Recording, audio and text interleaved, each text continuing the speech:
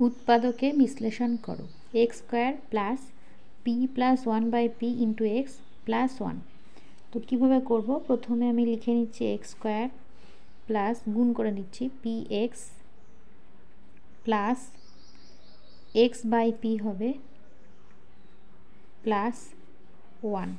এবার দেখো এই দুটো থেকে কমন নিলে আমি x যদি কমন নিই x প্লাস পি থাকছে, কিন্তু এই দুটো থেকে কোনো কিছু কমন নেওয়ার নেই, সেই কারণে এই 1টাকে একটু চেঞ্জ করে লিখব।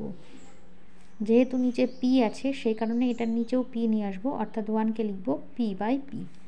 এবার দেখো প্রথম দুটো পদ থেকে যদি x কমন নিই তাহলে পড়ে থাকবে x প্লাস পি, এবং পরের দুটো পদ থেকে যদি 1/p কমন নিই তাহলে পড়ে থাকবে x প্লাস এখানে থাকবে p, যেহেতু 1/p কমন নেওয়া হয়েছে।